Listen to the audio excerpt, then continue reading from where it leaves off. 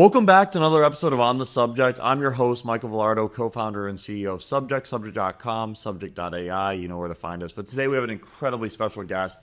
We are so excited because we're going around the country to find the most innovative educators in education. Today is our first time in Illinois. We're in the heart of the Windy City, Wrigleyville to be exact, at the Media and AI Education Conference, where we're so excited to highlight an innovator not from Illinois, from South Carolina, Dr. Norris Williams. He's the Deputy Superintendent at Lancaster County. He's been in education for nearly 2+ decades. We're so excited to be able to highlight all your innovative strategies. Thank you for being with us today. Oh, thank you for having me. Yeah, we're so excited. And you are our first educational leader from the Southeast in general. And so we're really proud of that because we want to have voices throughout the entire country represented.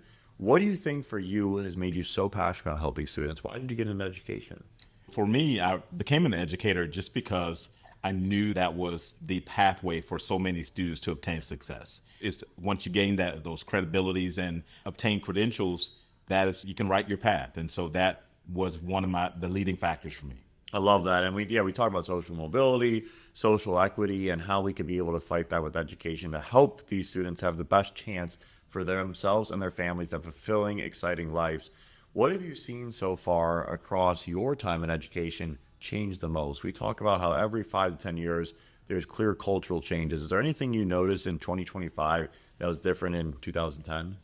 I would say that the shift is really toward the student. There is the focus on the student, the individual success, those individual pathways of instruction for students so that they can demonstrate both the talents that they have, exhibit those qualities that they've been taught, whether it's from home or learned in school. But the focus is on the student, and then furthermore, how they will be a positive contributor to society.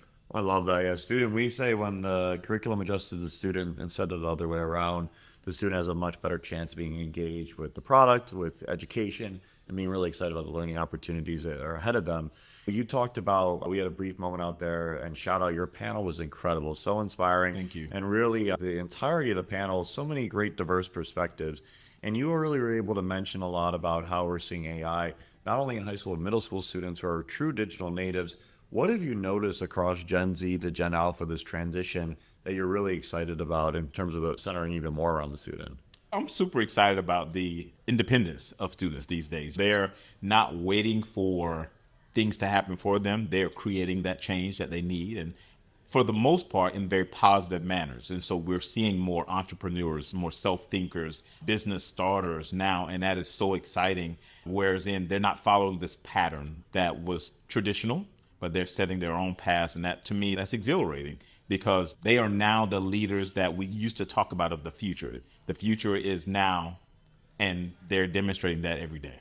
Yeah, and we talk about entrepreneurial endeavors, content creation, so many pathways for these students to really express themselves.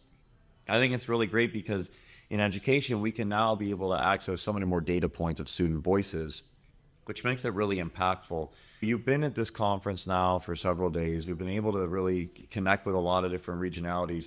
Is there anything that surprised you around the last, let's call it 24 hours, and something that you really were excited to learn more about?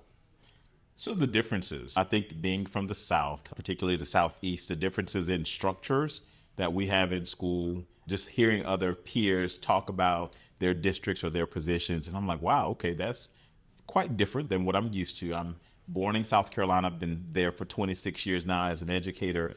And so hearing the perspectives of individuals that are from other areas is both intriguing as well as very conversational. Yeah.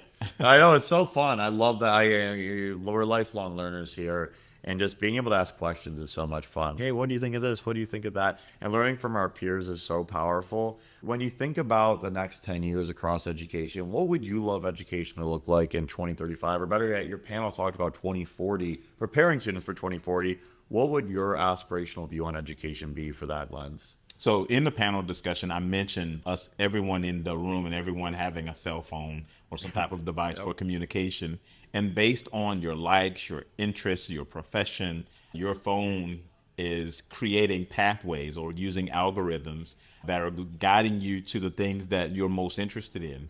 I really think that's where education is headed. No longer will be the days of us sitting collectively in a classroom where individuals are getting presented information from one individual or a small group of individuals. It will be very individualized. The landscape of education is going to be super different. And I will say I am very excited about it. I love that. It's all about positivity. Positivity breeds other positivity. It's contagious. I love being able to be around your ideas and your passion for future. We want to embrace the future, not say, oh, those were the good old days. It's so much more powerful to embrace the moment. And I love that mindfulness approach. The one piece we do always love to culminate these conversations with is gratitude. We have a big theme of positivity and gratitude here at Subject. And so what we would love to do and invite you to do is, if there's a teacher or student who's impacted you and your life that you'd love to shout out and thank you to the camera, I'm sure there's many, but if there's any one that came to mind, a teacher or a student, any of your choice, we'd love to say thank you to. We'd love to hear it. First, I would like to shout out to my wife. Her name is Serena Amazing. Williams. I love it. Serena has been my backbone, my supporter, encourager since we met at South Carolina State University. Let's when go. We were 18 years old. It's beautiful. And she's always been there for me to welcome ideas. But I'm a visionary, and Serena is a very details-oriented individual. So we couple each other very well. So thank you so much, sweetheart, for always being a supporter. And then the other individual is Mrs. Diane Frierson. Mrs. Frierson was my economics and American government teacher at Maywood High School in Sumter, South Carolina in the 90s. I still keep in contact with her to this day.